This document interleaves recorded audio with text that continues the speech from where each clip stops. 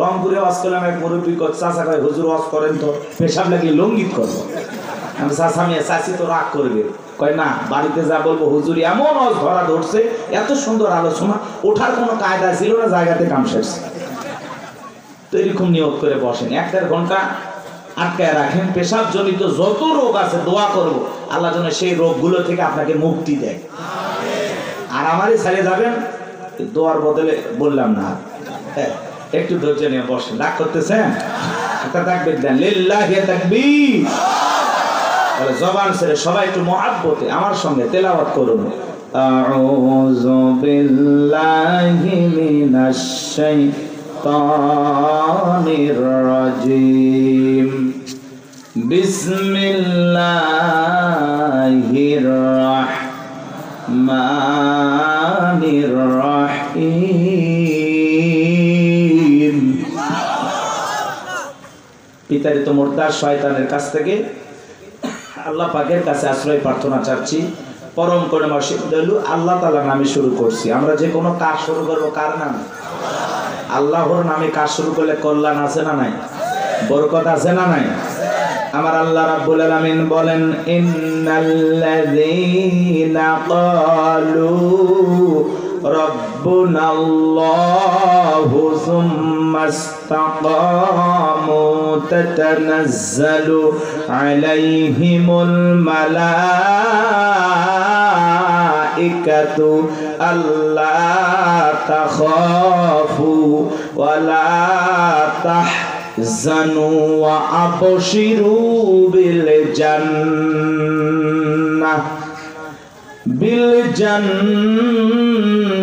জান্নাতিল্লাতী কুনতুম তুআদুন। আর একটু জোরে বলেন আল্লাহু আকবার। যে কোনো আয়াত বা সূরার তাফসীর করতে হলে কোন প্রেক্ষাপটে কোন সময় আল্লাহ তাআলা সেই আয়াতটি বা সূরাটি নাজিল করেছেন, সে নাজিলের প্রেক্ষাপট জানার দরকার আছে না নাই? আরবিতে বলা হয় শানে নজুল। যদি শানে নজুল আলোচনা করা হয় তাহলে তাফসীর বুঝতে সহজ হয়। আল্লাহ তাআলা তার হাবিবের উপরে কোন প্রেক্ষাপটে কোন সময় আয়াতি কারিমাগুলো নাজিল করেছেন একটু কি জানার দরকার আছে না নাই? আমি কি একটু তুলে ধরবো? কষ্ট হবে না তো ইনশাআল্লাহ? তাকবীর দেন, লিল্লাহি তাকবীর।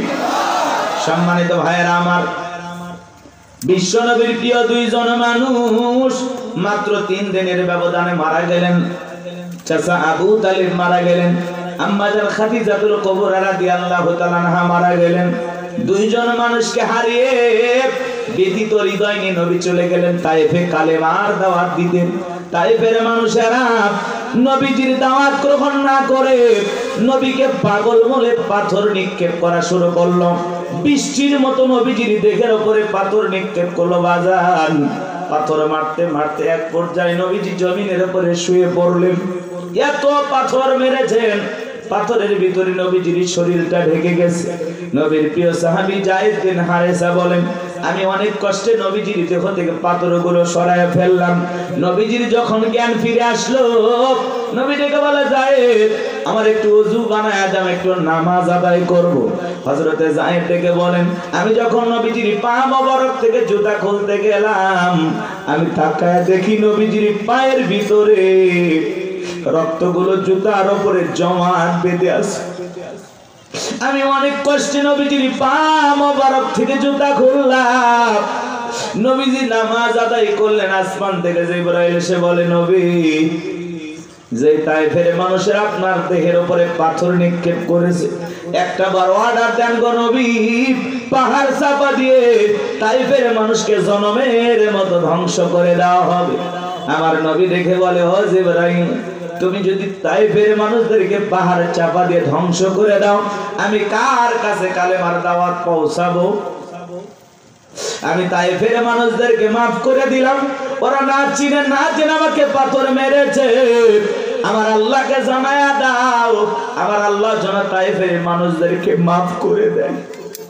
কেমন দয়ার নবী, মায়ের নবী বাজান, প্রতিশোধ গ্রহণ করেন না, মানুষকে ক্ষমা করতে ভালোবাসেন, রাহমাতাল লিল আলামিন। নবী চলে আসলেন মক্কায়। 19 দিন পর্যন্ত আসমান থেকে আর জিবরাইল আসে না, নতুন কোন আয়াত বা সূরা নাজিল হয় না। কাফেররা সমালোচনা শুরু করে দিল, ও নবীর প্রিয় সাহাবীরা, কি ব্যাপার, তোমাদের নবী তো নতুন কোন আয়াত বা সূরা পাঠ করে আমাদেরকে শোনায় না, নাকি তার উপরে যে জিন ভর করেছিল সেই জিনটা বিদায় নিয়েছে? জোরে কন্না নাউজুবিল্লাহ। দেখে বলে নবীর সাহাবীরা, তোমাদের নবী তো নতুন কোন আয়াত বা সূরা পাঠ করে শোনায় না, নাকি তার আল্লাহই তাকে ভুলে গেছেন? জোরে কন্না নাউজুবিল্লাহ। এইভাবে তারা সমালোচনা শুরু করলো। সাহাবায়ে কেরাম মনে মনে কষ্ট পায়, কিন্তু বিশ্ব নবীর কাছে যা কেউ প্রকাশ করতে পারে না। তখন আল্লাহ রাব্বুল আলামিন 19 দিন পরে জিবরাইলের মাধ্যমে এই পাওয়ারফুল আয়াতি কারিমাগুলো নাজিল করলেন। বলুন আল্লাহু আকবার। আমার আল্লাহ রাব্বুল আলামিন জানিয়ে দিলেন, ইন্নাল্লাযীনা ক্বালু রাব্বুনাল্লাহ,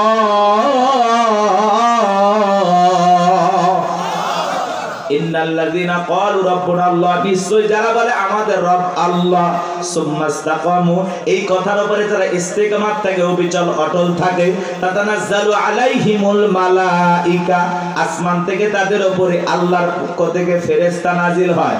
ফেরেশতা নাজিল হয় 3 সময়। ফেরেশতা এসে বলে, আল্লাহ তাখাফু, ভয় পেও না, ওয়ালা তাহজানু, চিন্তা করো না, ওয়া আবশিরু বিল জান্নাতিল্লাতী কুনতুম তুআদুন,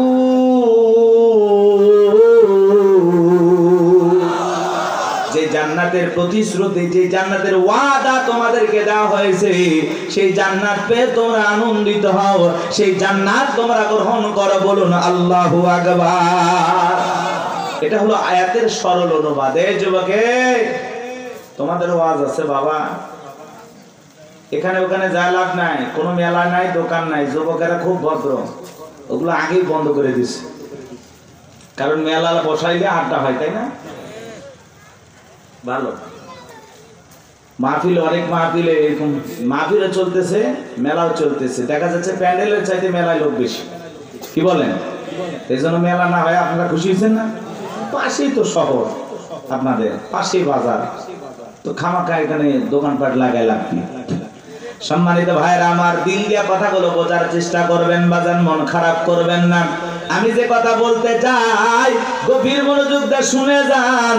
আল্লাহ রাব্বুল আলামিন বলেন, ইন্নাল্লাযীনা ক্বালু রাব্বুনাল্লাহ, নিশ্চয় যারা বলে আমাদের রব আল্লাহ, সুম্মাস্তাকামু, এই কথার উপরে যারা ইস্তেকামাত থাকে, অবিচল অটল থাকে, দৃঢ় থাকে, মজবুত থাকে। ও টাঙ্গাইলের কালীহাতির মুসলমানেরা বলেন তো বাজান, রাস্তার 2 ধার দিয়ে গাছ লাগানো থাকে কিনা? থাকে থাকে।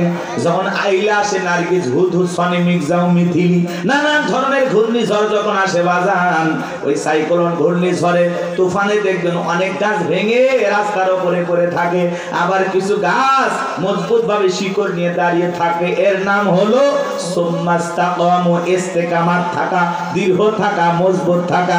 আপনি যখন বলবেন আল্লাহ আমার রব, এই কথার উপরে টিকে থাকতে হলে আপনি যখন বলবেন আমি আল্লাহর গোলাম, রবের গোলাম, এই কথার উপরে টিকে থাকতে গেলে আপনার উপরে মামলা আসবে, হামলা আসবে, নির্যাতন আসবে, জুলুম আসবে। হাজারো নির্যাতন, জেল জুলুম সহ্য করে, হাজারো বাতিলের চোখরাঙানি সহ্য করতে হবে। এমনকি হাসতে হাসতে ফাঁসির দড়িতে মুসলমান ইমানদাররা ঝুলবে, রবের গোলামেরা ঝুলবে। তারপরে কোন জালেম, হাজারো নির্যাতন, জুলুম আপনার উপরে আসবে, হাজারো কষ্ট আপনাকে দেওয়া হবে। এরপরে আপনি বলবেন কি? আমি আল্লাহর গোলাম। এই রবের পথে চলতে গিয়ে এই পথে ইস্তেকামাত থাকতে হবে, দৃঢ় থাকতে হবে, মজবুত থাকতে হবে। বাতিলের হাজারো ঝড় তুফান মোকাবেলা করতে হবে, হাজারো ষড়যন্ত্র মোকাবেলা করতে হবে।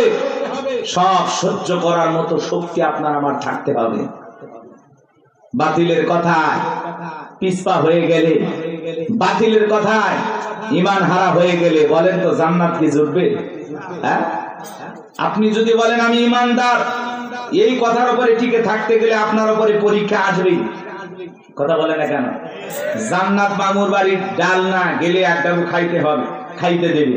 জান্নাতে যেতে হলে আপনাকে পরীক্ষা দিয়ে উত্তীর্ণ হয়ে জান্নাতে যেতে হবে। এজন্য আল্লাহ রাব্বুল আলামিন বলেন, আহাসিবান নাসু আইয়ুতরাকু আইয়াকুলু আমান্না ওয়া হুম লা ইফতানুন।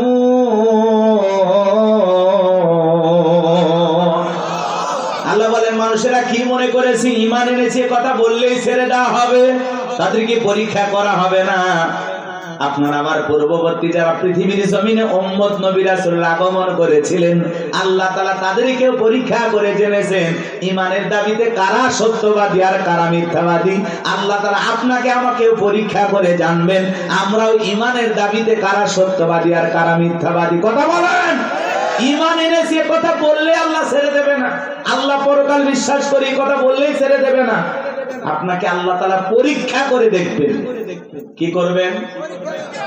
তাহলে সুম্মাস্তাকামু, এই কথার উপরে যারা ইস্তেকামাত থাকবে, অবিচল অটল থাকবে, আপনার হাত কাটতে পারে, পা কাটতে পারে, শুলিতে চড়াতে পারে, ফাঁসির দড়িতে ঝোলাইতে পারে, রিমান্ডে নিতে পারে, হাজারো নির্যাতন জুলুম করতে পারে। কথা বলেন, সবকিছু সবার মতো সহ্য করার মতো শক্তি আপনার থাকতে হবে। আর আপনি এমন ইমানদার, যদি দেখেন সামনে মিছিল ধরে নিয়ে যাচ্ছে, আজকে মিছিলে দেওয়ার দরকার নাই। আপনি এমন ইমানদার, বলে দাড়ি টুপি দেখলেই ধরতেছে, সেলুনেতে সেটা আপাতত দাড়ি কাটাতে অবস্থা খারাপ, পরে দাড়ি রাখা যাবে, এই ইমান নিয়ে যান না। এই ইমান নিয়ে যে অবস্থার বেগতি দেখলে টুপি বাদ, দাড়ি বাদ, আছে না? কি বলেন? এরকম নিয়ম যদি হয়, ধরেন একটা জালেম শাসক আসলো, নিয়ম করে দিল বাংলাদেশে দাড়ি টুপি দেখলেই ধরো, কি বলেন? এত টুপি দাড়ি থাকবে? যার কিনা ইমান দুর্বল, বউ করে জীবন আগে বাঁচাও, কথা কয় না? এই মানে জান্নাতে যাবে না। একটা সুন্নতের জন্য আপনি জীবন দিবেন, কিন্তু সুন্নত ছাড়া যাবে নাকি? কষ্ট হচ্ছে আপনাদের, মন খারাপ করতেছেন, একটু আয়াতের গভীর যাই তো বুঝতে পারবেন। আমার আল্লাহ রাব্বুল আলামিন বলেন, ইন্নাল্লাযীনা ক্বালু রাব্বুনাল্লাহ, নিশ্চয়ই যারা বলে আমাদের রব আল্লাহ। ও টাঙ্গাইলের মুসলমানেরা, ডান হাতটা তুলে শাহাদু দান তুলে যারা ইশারা করে আসমানের দিকে তাকায়া বলেন, তোমাদের রব কি? আরেকটু জোরে ডাক দেন, কে? ভালোবেসে ডাক দেন, আল্লাহ। আরেকটু জোরে বলেন, আল্লাহ। আরো একবার বলেন, আল্লাহ। বাজান, এই যে আল্লাহ আল্লাহ বলে ডাক দিলাম, আমাদের আল্লাহ খুশি না বেজার? জবান দিয়ে কথাগুলো বোঝার এবং শোনার চেষ্টা করবেন বাজান। রুহের জগতে আল্লাহ রাব্বুল আলামিন আপনাকে আমাকে প্রশ্ন করে বলেছেন, আলাস্তু বিরাব্বিকুম, আমি কি তোমাদের রব নই? আমরা সেদিন সবাই জবাব দিয়ে বলেছিলাম, ক্বালু বালা, অবশ্যই আপনি আমাদের রব। এই পৃথিবীর জমিনে আসার পরে আল্লাহ রাব্বুল আলামিন সর্বপ্রথম যে ওহী নাজিল করেছেন, ইকরা বিসমি রাব্বিকাল্লাযী খলাক, পরে তোমার রবের নামে যিনি তোমাদেরকে সৃষ্টি করেছেন। এই আয়াতের ভিতরে রব শব্দ আছে না নাই? এই রবের জ্ঞান শিক্ষা দেওয়া হয় কোথায়? মসজিদ, মাদ্রাসা নাকি স্কুল কলেজে? জোরে বলেন। হ্যাঁ, মাদ্রাসায় আর স্কুলের দিকে তাকায় দেখেন বাজান, কত ছাত্র পড়াশোনা করে, হারে ব্যাগটা পিছনে ঝুলানো আছে, রাস্তার মধ্যে পেশাব করতে আছে, লিখতেছে। জিজ্ঞাসা করলাম, বাবা তোমাদের প্রাইমারি পেশাবখানায় কি আদব কায়দা শেখানো হয় না? তোমাদের স্যারেরা কি একটু আদব কায়দা শিখায় না? দাঁড়ায় কেন পেশাব করতেছো? পয়সা পেশাব করতে পারো না? কয় হুজুর সে কথা বলবেন না, প্রাইমারি পেশাবখানায় যা দেখতেছি সারি তাই দাঁড়িয়ে থেকে পেশাব করে, যেমন দেখতেছে তেমন শিখতেছে। কথা বলেন ঠিক কিনা? কত ছাত্র দেখবেন কলেজে পড়াশোনা করে, ইউনিভার্সিটিতে পড়াশোনা করে, পালসার গাড়ি নিয়ে ঘোরাফেরা করতেছে, রাস্তার মধ্যে হুন্ডাটা ব্রেক করে সেন্টার টান দিয়া কুকুরের মতো দাঁড়িয়ে থেকে পেশাব করে, বসেও না। এরকম অভদ্র মুসলমান আছে না নাই? শুধু পায়ের পার্থক্য, কুকুরের স্বভাব ঢুকে গেছে, কুকুরের পা চারটা আর পা দুইটা। কথা বলা, আপনি মুসলমান দাবি করেন, 25, 30, 40 বছর বয়স হয়ে গেছে, পেশাব করেন দাঁড়াইয়া, লজ্জা শরম নাই আপনার? আবার পেশাব করে ওই জায়গায় রেখে দেয়, পানিও নেয় না, টিস্যু নেয় না, টপ টপ করে প্যান্টটা ভিজে যা, কিছুক্ষণ পরে সুগন্ধি বের হয় নাকি? আহা, কপাল করা মুসলমান।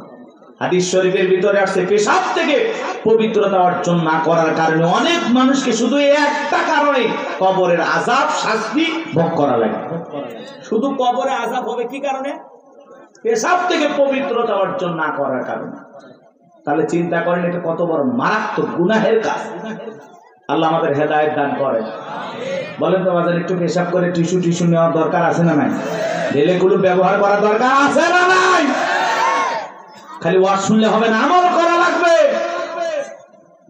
এক বেচারা আমল করার নিয়ত করছে, বাড়িতে যাওয়ার পথে হঠাৎ করে পেশাব করতেছে আর চিন্তা করতেছে হুজুর বলছে পানি নাও, নাও টিস্যু নাও, নাহলে মাটি নাও, কিছু না হলে রাস্তার বালুতে হলে ঠেকা কাজ পারিতে হলে। ও চিন্তা করলো মাটি বালু কিচ্ছু নাই, কি করা যায়? পেশাব করতে করতে হুজুরের কথা মনে হয়েছে, আমলের নিয়তে রাস্তার বালু যা ছিল জড়াইয়া জায়গা মতো দিয়েছে, কিছু ছিল লাল পিঁপড়ে, ইঞ্জেকশন দেওয়া শুরু করছে। তখন বলতেছে এই জন্য তো আমি হুজুরদের ওয়াজ ভালো লাগে না, সহ্য করি না, এই জন্য তাদের কথা আমল করি না। দোষকে হুজুরের নাকি আর আমলের কথা বলে না কেন? এরকম লোক আছে না নাই? আমার ভাইরা গভীর মনোযোগ দিয়ে কথাগুলো শুনবেন বাজান। ছোট্ট বাচ্চা মাদ্রাসায় পরে কি সুন্দর হুজুর পানি আগায়া দিল, দেখলেন না? কি সুন্দর টিস্যুটা আগায়া দেয়। ছোট্ট বাচ্চা কি সুন্দর বৈশা বৈশা পেশাব করে, দাঁড়ায় পেশাব করে না। ওই ছোট্ট মানুষ 7-8 বছর বয়স বাড়িতে যা মাকে সালাম দেয়, বাবাকে সালাম দেয়, পাড়া প্রতিবেশী দেখলে সালাম দেয়। কি সুন্দর তাদের ব্যবহার চলাফেরা দেখে মায়া লাগে। সন্তানকে যদি মানুষের মতো মানুষ বানাইতে চান, মাদ্রাসায় পড়ানো ছাড়া বিকল্প কোনো রাস্তা খোলা নাই। কথা বলেন ঠিক কিনা? সন্তানকে যদি আদবওয়ালা, আখলাকওয়ালা, চরিত্রবান বানাইতে চান, সর্বপ্রথম কোরআন হাদিসের জ্ঞান শিক্ষা দেন। কোরআন হাদিসের জ্ঞান দিয়ে অন্তরটা আলোকিত করেন। এরপরে ডাক্তার বানান, ইঞ্জিনিয়ার বানান, পৃথিবীর যেই সেক্টরে যাবে সেই জায়গাটাকে আলোকিত করবে। কথা বলে ঠিক কিনা? এজন্য সন্তানকে সর্বপ্রথম কথাই দেবেন, এরপরে যেখানে ইচ্ছা সেখানে পড়াবেন ইনশাআল্লাহ। আমরা বলতেছি না আপনার সন্তানকে একেবারে হাফেজ, মুফতি, মুহাদ্দিস বানানো লাগবে, এমনটা না। ডান হাতেরও দরকার আছে, বাম হাতেরও দরকার আছে, হুজুরেরও দরকার আছে, ইঞ্জিনিয়ার ডাক্তারেরও দরকার আছে। কথা বলেন। একটা নারীর সিজার করা লাগবে, আমি গোলাম রব্বানি দিতে হবে? কথা কয় না। লাগবে কি? ডাক্তার। আমি হুজুর কতটুকু পারি, একটা পানিতে ফু দিয়ে পানি ভরাই দিতে পারি, ও দিয়ে কাজ হইলে হইলো, না হইলো না হইলো। এখন ডাক্তারের দরকার আছে না না? বিশাল একটা বিল্ডিং বানাবেন, কি লাগবে? কথা কয় না গো? সবই দরকার আছে। এজন্য আমরা বলতেছি না, কিন্তু যদি ছোটবেলায় মাদ্রাসায় পড়ে ডাক্তার হলে আদর্শ ডাক্তার হবে, ডাক্তার নামে কষাই হবে না যে কেসি গজ ভিতরে রেখে সিলাই করে দেবে। কথাকে বুঝতে পারছেন? ওইরকম ডাক্তার হবে না। এই জন্য সন্তানকে মাদ্রাসায় পড়াইতে হবে। পারবো তো ইনশাআল্লাহ?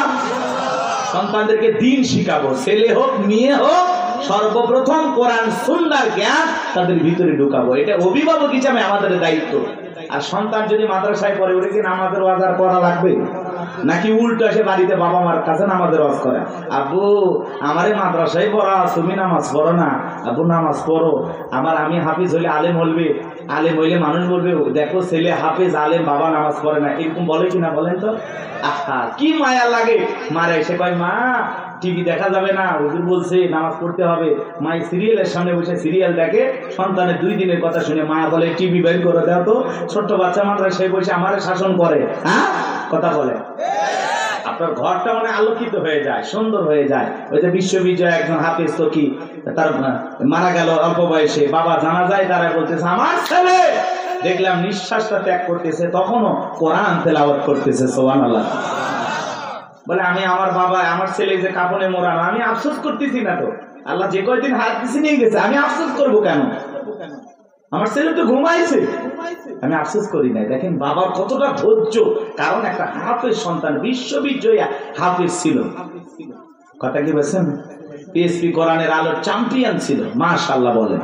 এমন একটা সন্তান আমাদের দরকার। আমাদের দরকার বিশ্ব চ্যাম্পিয়ন হওয়া হাফেজ আলেম। কথা বলেন, কথা বলেন।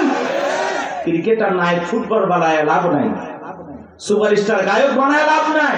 সন্তানকে বানাইতে হবে কোরআনের পাখি। কথা বলেন। পারবো তো ইনশাআল্লাহ? আল্লাহ কবুল করেন না? একটু জোরে বলেন আমিন। আল্লাহ যেন কবুল করেন, জোরে বলেন আমিন। সম্মানিত ভাইয়েরা আমার দিল দিয়ে কথাগুলো বুঝবেন বাজান। সামনে গেলে মজা পাবেন, একটু কষ্ট মনের মধ্যে নেবেন না। আল্লাহ রাব্বুল আলামিন বলেন ইকরা বিসমি রাব্বিকাল্লাযী খলাক, পড়ো তোমার রবের নামে যিনি তোমাদেরকে সৃষ্টি করেছেন। আয়াতের ভিতরে রব শব্দ আছে না নাই? পবিত্র কুরআনুল কারীমের 1 নাম্বার সূরা সূরাতুল ফাতিহার 1 নাম্বার আয়াত জবান ছেড়ে সবাই আমার সঙ্গে তেলাওয়াত করুন। আলহামদুলিল্লাহি রাব্বিল আলামিন। সমস্ত প্রশংসা, যাবতীয় প্রশংসার একমাত্র মালিক তিনি, সৃষ্টিকুলের রব, আমাদের প্রতিপালক আল্লাহ যিনি। আপনি আমি যখন রুকুতে চলে গেলাম কি তাসবিহ পাঠ করলাম? সুবহান রাব্বিয়াল আযীম, সুবহান রাব্বিয়াল আযীম। রব শব্দ আছে না নাই? এরপরে রুকু হতে দাঁড়ানোর সময় কি বলি? সামিআল্লাহু লিমান হামিদা, রব্বানা লাকাল হামদ। রব শব্দ আছে না নাই? এরপরে যখন সিজদায় মাথাটা নত করি কি তাসবিহ পাঠ করি? সুবহান রাব্বিয়াল আ'লা, সুবহান রাব্বিয়াল আ'লা। অনেকে দেখো খালি ফিসফিস করে সুবহান সুবহান সুবহান সুবহান সুবহানাল্লাহ কয় না, সবিনের তেল কয়, আল্লাহ ভালো জানে। স্পষ্ট বোঝেন না, খালি সুবহান সুবহান সুবহান সুবহান। স্পষ্ট বলতে হবে আপনাকে সুবহান রাব্বিয়াল আ'লা, সুবহান রাব্বিয়াল আ'লা। এরপরে যখন বাজান সালাম ফিরানোর পরে হাত তুলে মুনাজাত করি, আল্লাহর কাছে কি দোয়া করি? রব্বানা আতিনা ফিদ দুনিয়া হাসানাতাও ওয়া ফিল আখিরাতি হাসানাতাও ওয়া কিনা আযাবান নার। সূরা বাকারা 201 নাম্বার আয়াত। আল্লাহর কাছে ডেকে বললাম, হে আমাদের রব, আমাদেরকে দুনিয়ার কল্যাণ দান করো, ওই আখিরাতের কল্যাণ দান করো, ওই কঠিন জাহান্নামের আগুন থেকে আমাদের মুক্তি দাও। তাহলে ইহকাল পরকালের কল্যাণ দেওয়ার মালিক কে? জাহান্নামের আগুন থেকে বাঁচানোর মালিক কে? পবিত্র কুরআনুল কারীমের ভিতরে 114টা সূরা আছে। সর্বশেষ যে সূরাটির নাম হলো নাস, তার 1 নাম্বার আয়াত কুল আউযু বিরাব্বিন নাস। এই আয়াতের ভিতরেও রব শব্দ আছে না নাই? এ বাজান গো আমার, আপনি আমি যেদিন মারা যাব, মসজিদের মাইকে যেদিন এলান জারি হবে, এই গ্রামের অমুক ব্যক্তি বেঁচে নাই, ইন্না লিল্লাহি ওয়া ইন্না ইলাইহি রাজিউন। আপনার আমার মৃত্যুর সংবাদ শোনার পরে স্ত্রী কেঁদে বলবে স্বামী নাই, ছেলে কেঁদে বলবে বাবা নাই, মেয়েটা কেঁদে বলবে বাবা নাই, পিতা মাতা বেঁচে থাকলে বলবে কলিজার ধনটা হারাইলাম। আত্মীয় স্বজন সবাই আপনার আমার জানাজায় আসবে শেষ বিদায় দেওয়ার জন্য। বাজান আমার, ওই দামি বিল্ডিং বানাইছেন, দামি বাথরুম বানাইছেন, কোথাও আপনার জীবনের গোসলটা হবে না। এমন মানুষ আছে কোটি কোটি টাকা দিয়া সুন্দর করে ওয়াশরুমটা বানাইছে, কথা কথা কি ভিআইপি কারবার। জীবনের শেষ গোসলটা ওই দামি টয়লেটে হবে না, কথা বলেন না কেন? ওই 4-5 কোটি টাকা খরচ করেছেন, ওই জায়গায় হবে না বাজান। ওখান থেকে বের করে চকির উপরে শোয়া মশুরি টাঙাইয়া দেখে রঙিন পোশাক কইলা বড়ই পাতার গরম পানি দিয়া গোসল করাবে, আতর সুরমা লাগায় জনমের মতো সাজাবে, সাদা কাপড়ে চকলেটের মতো ওরাইয়া মসজিদের কাটিয়াতে তুইলা 4 জন বরযাত্রী দইরা একটা দুপা করে কবরস্থানে নিয়ে যাবে।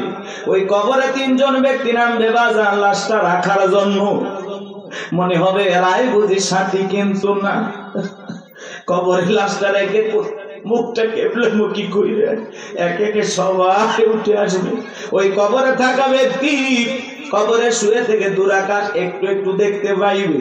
এরপরে যখন বাসের বিছানা বিছায়া দেবে, ছিদ্রগুলো দিয়ে হালকা একটু আলো কবরে প্রবেশ করবে।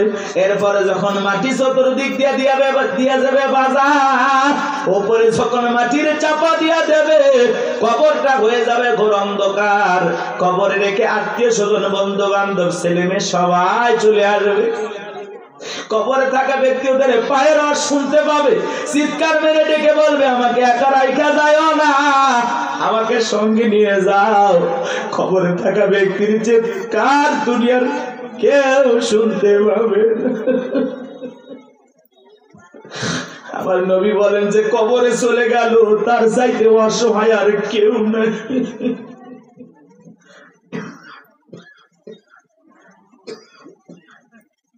আমার নবীজি বলেছেন, ক্বালা রাসূলুল্লাহ সাল্লাল্লাহু আলাইহি ওয়াসাল্লাম, ইন্নামাল কুবুরু রাওযাতুম মিন রিয়াদিল জান্নাহ আও হুফরাতুম মিন হুফারিন নার। রাহু তিরমিজি। নবীজি বলেন যে ব্যক্তির আমল ভালো, মৃত্যুর সঙ্গে সঙ্গে আল্লাহ রাব্বুল আলামিন তার কবরটাকে জান্নাতের বাগান বানিয়ে দেবে। আর যে ব্যক্তির আমল খারাপ, আও হুফরাতুম মিন হুফারিন নার, তার কবরটা হবে জাহান্নামের আগুনের গর্ত। আমার নবী এক জায়গায় বসা, জিবরাইল এসে বলে নবী ও, এই মুহূর্তে একটা আওয়াজ হলো, আপনি কি শুনতে পাইছেন? আমার নবী বলে হ্যাঁ শুনতে পাইলাম। জিবরাইল বলে নবী আজ থেকে 70 বছর আগে আল্লাহ রাব্বুল আলামিন জাহান্নামের গর্তের মুখে একটা পাথর ছেড়ে দিয়েছে, এই মাত্র জাহান্নামের তলদেশে পাথরটা পৌঁছাইলো। চিন্তা করেন বাজার, একটা পাথর ছেড়ে দিলে যদি 70 বছর সময় লাগে, আল্লাহ না করুক আপনার আমার গুনাহের কারণে, অপরাধের কারণে আসমানের জমিনের মালিক আল্লাহ যদি বেজার হইয়া একবার জাহান্নামের আগুনের গর্তে ফেলে দেয়, আপনার আমার বাঁচার কিন্তু কোনো উপায় নাই। যেই জাহান্নামের আগুন দুনিয়ার আগুনের চাইতে 70 গুণ বেশি পাওয়ার, একবার যদি কারো দেখে জাহান্নামের আগুন লেগে যায়, মনে হয় কলিজাটা পুরে ছাই হয়ে যাবে। এ বাজার, নবীর প্রিয় সাহাবী হযরত ওসমান কবর থেকে অঝরে চোখের পানি ছেড়ে দিয়ে কান্না করতেন। সাহাবায়ে কেরাম ডেকে বলে ভাই আপনি কবর দেখে কেন অঝরে কান্না করেন, কি হয়েছে আপনারা বলেন? হযরত ওসমান ডেকে বলেন প্রত্যেকটা মানুষের প্রথম মঞ্জিল, প্রথম ঘাঁটি, প্রথম স্টেশন হলো এই কবর। এই কবরের ভিতরে 3টা প্রশ্ন করা হবে, যে সঠিক উত্তর দিতে পারবে তার মিজান ফুলসিরাতে কোনো টেনশন নাই, কিন্তু যে উত্তর দিতে পারবে না তার কিন্তু বাঁচার কোনো উপায় নাই। জান্নাতের সার্টিফিকেট প্রাপ্ত সাহাবী কবরে দেখে কান্না করে। ভালো করে বুঝবেন, দুনিয়ার থাকতে জান্নাতের কি পাইছে? কথা বলেন ভাই, কথা বলেন। সেই মানুষ কবর দেখলে অঝরে কান্না করেন। মাঝে মাঝে হযরত ওসমান এত কান্না করতেন, কবরস্থানের পাশে তিনি অজ্ঞান হয়ে পড়ে থাকতেন, জ্ঞান হারিয়ে ফেলতেন। আর আমরা সকালে কবর দেয়, বিকেলে যা তাস খাই, জুয়া খাই। সকালে কবর দেয়, বিকেল বেলা যায় মা বোনেরা খেয়ার পুড়ে, মানে যে লাকড়ি পুড়ে আসে না, পাতা ঝাড় দেয়, পাতা ঝাড় দেয়, কঞ্চি টঞ্চি থাকে না, ওগুলো ঝাড় দিয়ে পরিষ্কার করে নিয়ে আসে। ভয় নাই। আগে নতুন কবর দেখলে মানুষ 2-1 দিন ভয় পাইতো। কথা বলেন, আগের মানুষের কথা বলতেছি। আর এখন কবরস্থান দেখে কোনো ভয় নাই, কবরস্থানে গিয়ে হাসাহাসি করে। আহা, মানুষ মানুষ আর মানুষ নাই তো। মানুষ মরে গেছে, সেই মানুষের সাথেও জুলুম করে, আছে না নাই ভাই? চিন্তা করেন, একটা বার চিন্তা করেন, একটা মিনিট চিন্তা করেন, আপনি মারা গেছেন, কি হবে আপনার? কিভাবে আপনাকে বিদায় দেওয়া হচ্ছে? একটু চিন্তা করে দেখেন, কার জন্য কি করতেছেন, দুনিয়ার মায়ের পরে কি না করতেছেন, সব ফেলায় যেতে হবে। ওই কবর কিন্তু জায়গা ভালো না, সবাইকে যাওয়া লাগবে। কবর কঠিন জায়গা। যার আমল ভালো, কবর তার সাথে ভালো আচরণ করবে। যার আমল খারাপ, দুনিয়াতে গান বাজাইছো না, বক্স নিয়ে এসে ডিক ডিক আওয়াজ দিয়া কবরে যাও। দুনিয়ার মাটি যেরকম গান বাজার আওয়াজে কাঁপাইছো, এই কবর একদিন করে কোলে নিয়ে কাঁপাবে। কথা বলে ঠিক না? কি হবে সেদিন তোমার? কবর কিন্তু জায়গা ভালো না, কবর বড় কঠিন জায়গা। কথা বলেন না কেন? 6 দিন পরে নখ খসে যাবে, 9 দিন পরে চুল। কবর গাগির সামান নিতে কইর না কেউ ভুল। কবর জায়গা ভালো নয়, কবর জায়গা ভালো নয়, কবর জায়গা ভালো নয়। আমল দিয়ে কবর গৃহ সাজায়া নিতে হয়। 17 দিনে পেট ফেটে শেষ পোকার খাদ্য হবে। 7 দিন পরে গোস্তা দেবে না, কঙ্কাল পরে রবে। চিন্তা করেন, ইস, এই সুন্দর দেহ, কত রং বেরঙের সাবান, শ্যাম্পু, কত কিছু ব্যবহার করলাম, কত মেডিসিন, কত তেল। কবরে গেলে দেহের গোস্তগুলো খসে পড়বে, পেটটা ফুলে ফেটে যাবে, পোকাগুলো খিলবিল করে নাক মুখে ঢুকে যাবে, চুলের সৌন্দর্য শেষ হবে, মাটি হয়ে যাবে সবকিছু। কি নির্মম পরিস্থিতি আমার সামনে, কি কষ্টের দিন আমার সামনে। আর আমি সেই দিনগুলোর ব্যাপারে দেখিয়া দুনিয়া পাইছি, পাগল হয়ে গেছে। কথা বলেন না কেন ভাই? কত মানুষের কবর ভেঙে যায়, লাশটার দুর্গন্ধ, নাকে কাপড় দেওয়া লাগে। চিন্তা করেন আপনার আমার কি হবে, কি হবে? 17 দিনে পেট ফেটে শেষ প্রকার খাদ্য হবে, 60 দিন পরে গোস্তা দেবে না, কঙ্কাল পরে রবে। 90 দিন হাড়গুলি সব, 90 দিন হাড়গুলি সব আলাদা হয়ে রয়। কবর জায়গা ভালো নয়, কবর জায়গা ভালো নয়, কবর জায়গা ভালো নয়। আমল দিয়ে কবর গৃহ সাজায়া নিতে হয়। ওই কবরের ভিতরে 3টা প্রশ্ন করা হবে বাজান। 1 নাম্বার প্রশ্ন করা হবে মার রব্বুকা, তোমার রব কে? জীবনের পরতে পরতে সব জায়গায় রব, রুহের জগৎ থেকে শুরু করে জীবনের সব জায়গায় রব রব রব। আমরা যেন রবকে ভুলে না যাই। ওই কবরের ভিতরে 1 নাম্বার প্রশ্ন করা হবে মার রব্বুকা, তোমার রব কে? যারা দুনিয়াতে রবের সাথে সম্পর্ক ভালো ছিল, যারা রবের গোলামি করেছে, রবের বিধান মোতাবেক চলেছে, যাদের রবের সাথে সম্পর্কটা গভীর ছিল, তাদেরকে যখন প্রশ্ন করা হবে মার রব্বুকা, আল্লাহর সেই নেককার মুমিন মুত্তাকি বান্দা জবাব দিয়ে বলবে রব্বি আল্লাহ, রব্বি আল্লাহ, আমার রব আমার আল্লাহ। কিন্তু যারা এই দুনিয়ার জমিনে নাফরমানি করেছে, যারা বলে খাও দাও ফুর্তি করো, দুনিয়াটা মস্ত বড়, শয়তানের ওয়াসওয়াসায় পড়ে যারা মিসগাইড হয়েছে, ভুল পথে পরিচালিত হয়েছে,